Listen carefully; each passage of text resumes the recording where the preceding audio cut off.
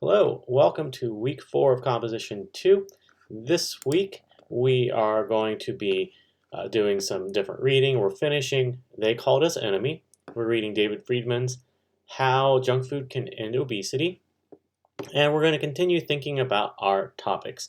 So I made comments to all of your discussion board topics for discussion 6. I'll be reading through your discussion board 8 when you have narrowed some things down and provide some feedback there.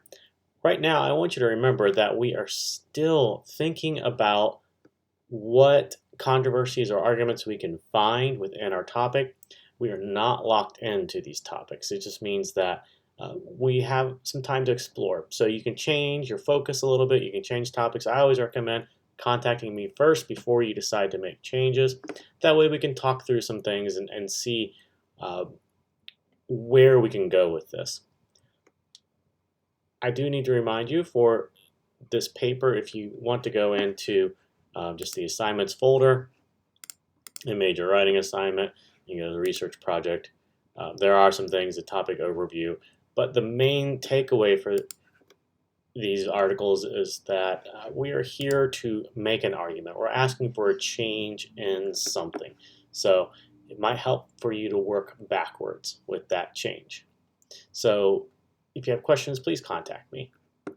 What we were doing this week is we're reading this essay, How Junk Food Can End Obesity. It's a little long, but it's very interesting. It's not fairly recent, but I think it's still a good thing to look at because it is kind of a researched argument type paper. He does personal experience and then he does other types of research to make an argument that kind of goes against what we would normally think is rational, that the best way to try to reduce obesity is not through changing your diet or spending a lot of money, but through encouraging fast food companies to make subtle changes that most consumers don't notice.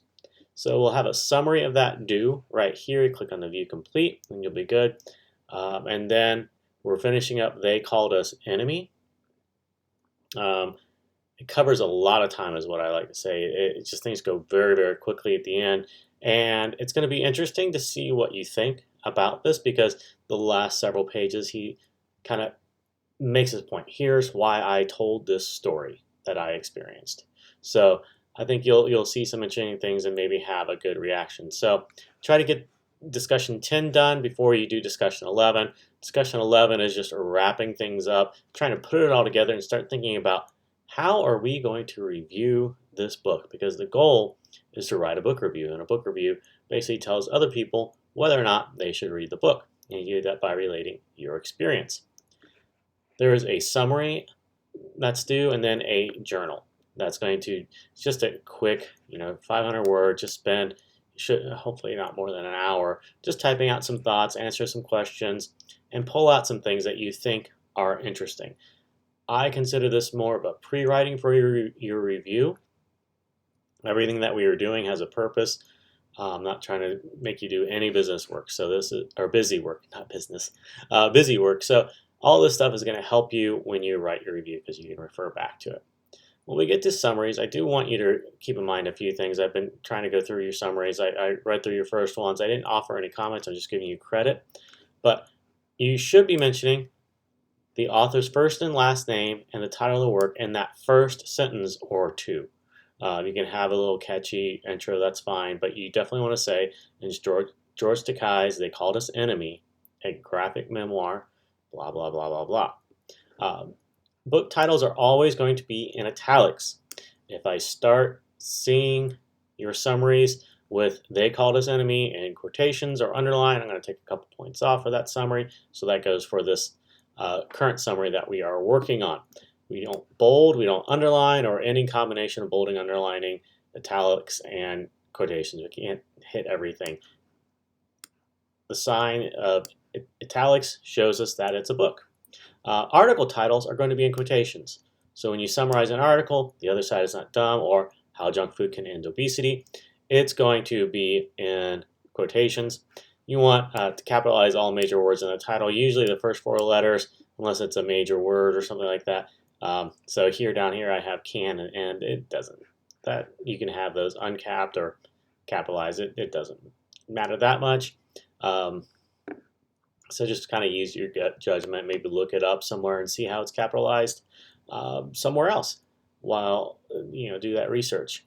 Website names, newspapers, magazines, and journals, those are all listed in italics. So, The Atlantic, it's a journal, but it's also a website. It's a magazine. So that's all going to be in italics, The Atlantic. Medium.com was in italics. So it's important for when you are doing your research paper and working on your works cited. Similarly, newspapers are also. So New York Times. Kind of a very, very, very tiny pet peeve. They Called Us Enemy is not a novel. A novel means it's fiction. It's made up. This is not made up. It's a memoir. And while we can debate the accuracy of a memoir, we have to recognize that we aren't the experts. We aren't the ones who lived it. So we call They Called Us Enemy a memoir, graphic memoir, or a book, or even a graphic book. I wouldn't call it a comic book because that might be degrading. Harry Potter is fiction. They Called Us Enemy is nonfiction. We're going to refer to the authors by last name. So Takei, not George. We're not good friends with him, even if you follow him on Twitter, right? George Takei or just Takei. Similarly, when we refer to authors like David Friedman or Sean Blanda, we refer to them by their last name, Friedman and Blanda. When you summarize or write about They Called Us Enemy, this is an important thing. You're talking about the people who are put in the internment camps. Don't call them Japs. That's what they are called in the book, and that's a derogatory term. It's not as bad as the N-word, but it's not polite.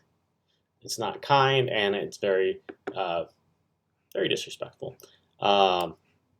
So refer to them as Japanese Americans. I think that's the easiest thing. There's issues with that, of course, because they weren't allowed to have their American citizenship, but they were born in America. All this crazy stuff. So we'll just call them Japanese American, just to make it clear. Then your works cited entry will look something like this: Takei, George, et al. Because we have 3 authors we use et al. They Called Us Enemy in italics, and then the publisher, Top Shelf Productions, and then the year, 2019. You're welcome to include the art by Harmony Becker. So Takei, George, et al. They Called Us Enemy, art by Harmony Becker, Top Shelf, 2019. I'll be okay either way, but if you want to give the artist credit, do so. That is fine. And then if you're using an electronic copy, like you're using a Kindle version or whatever, you would make it look something like this. This is from the Purdue Owl. So it's Machiavelli, but you would say Takei, George, et al. They Called Us Enemy, Kindle edition, and wherever you got it, right? I don't, whoever's publishing the Kindle edition in the year. So those are some important things. Similarly with websites, when we're looking at something like this is the Friedman piece. You'd have to dig through it. So it'd be a Friedman, David, How Junk Food Can End Obesity, in quotations, period, The Atlantic, period. We would do the publication date, which is July/August 2013, and then the website URL, and then the date we got it, so today's date or whatever. And that's really how we would do this. When you are writing about this in a summary or whatever, there are no pages because it's a website. So you don't say paragraph, don't do paragraph, just say in the article, this is where it was. There's no paragraph numbers or anything like that. It's only a single page, and we'll understand because it's a web article that there aren't any pages. So we just had to use our Control F find version. So those are some helpful things about summary. If you have other questions or concerns about this week, please be sure to contact me. Have a great week.